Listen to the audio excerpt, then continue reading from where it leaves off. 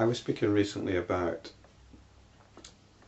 if God is love, why is there suffering and pain in the world? And that's one of the great problems if you're religious. And the answers to these questions are usually not. They don't really put God in a very good light, actually. But let's not go into that right now. One of the other questions is, well, why did God bother creating the world at all? And again, the answers to these tend not to put God in a very alluring light. And that's the question we could say that Rama's asking here now. Rama asked, Lord, how could there be even an intention to diversify in the infinite consciousness? And we're going to take these grand religious questions and bring them right back to the here and now, because that's the only point at which they make sense. We're not going to get caught up in religious ideas here. We're involved in spiritual inquiry, and for the sake of this exercise, spiritual means getting in touch with what is real, which is perhaps not the best term to use, but I think it's the best way of understanding the word spiritual. So how could there be even an intention to diversify in the infinite consciousness? And what's this infinite consciousness? It's simply consciousness.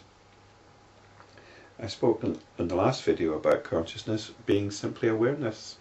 Yes, the simple awareness which we describe ourselves as being in possession of, although it's something that we ourselves exist within, is the infinite consciousness. It's infinite because it allows an infinite number of things to happen within it. So by its very nature, logically it must be infinite. But we experience its infinity firsthand. All the stuff that's going on in our lives every day. There's an infinite amount of stuff going on. So it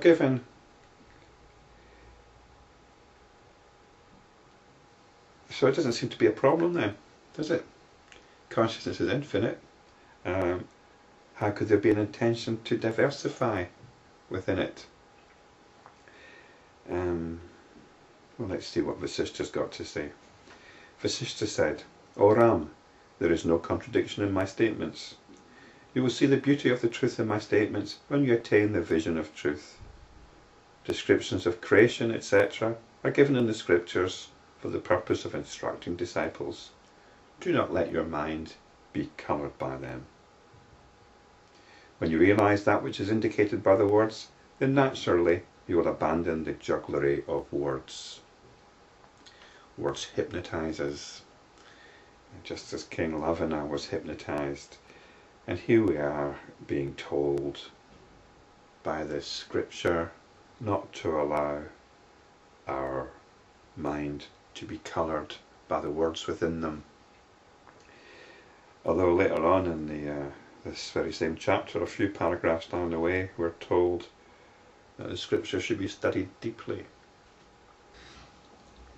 So it seems to be an apparent contradiction, but I'll talk about that when we come to it. But what he's saying here, though, is descriptions of creation, etc., of God or whatever.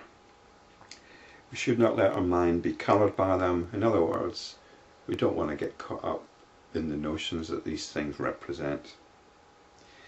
In the infinite consciousness itself, there is neither an intention nor the veil of delusion, but that itself is before you as the world. The infinite consciousness presents itself to itself as the world. There's an aspect of that consciousness which seeks to comprehend it in a particular way.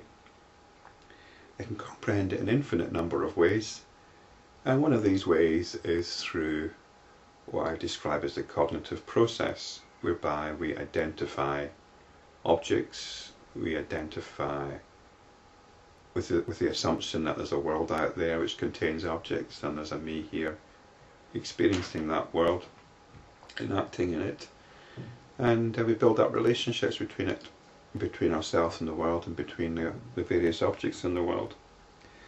That is within the infinite consciousness, and in that sense it can be described as limiting itself.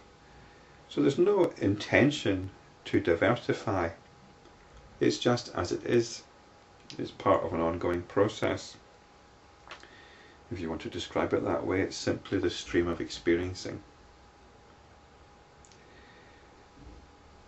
This can be realized only when ignorance comes to an end. Ignorance will not cease except with the help of instruction, which rests in the use of these words and descriptions. This ignorance seeks to destroy itself, and hence seeks the light of true knowledge. Weapons are destroyed by other weapons, dirt cleans dirt, poison cures poison, and enemies are destroyed by other enemies. Even so, this Maya rejoices when it is destroyed.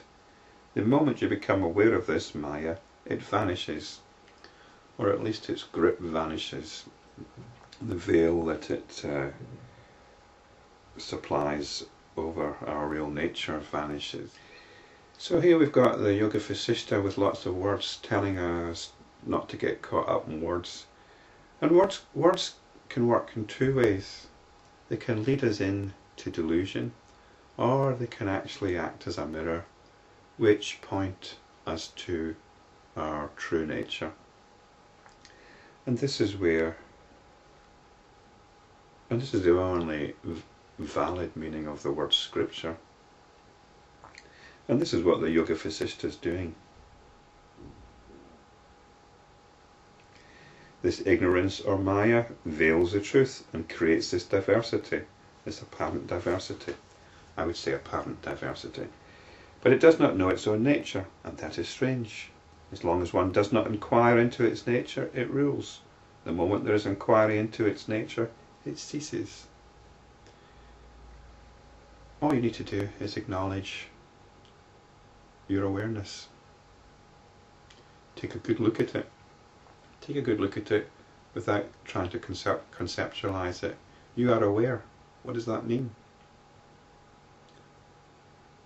What is this awareness? Look at it. Follow your finger to where your finger is pointing.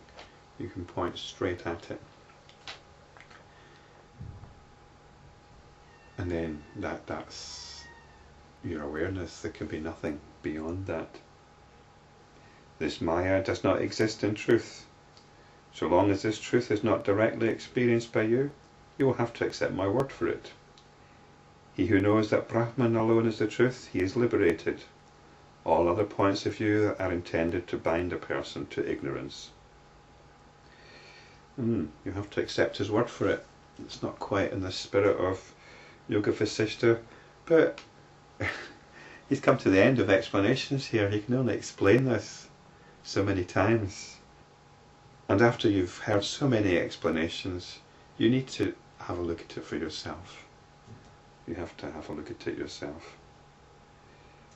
He who knows that Brahman alone is the truth. Brahman is simply this infinite consciousness. It is simple, even though it's infinite. And once you can spend some time settled in your own awareness without thinking about it, that's can be the only meaning of liberation. All other points of view are simply points of view and take you away from your centered attention, your centered awareness.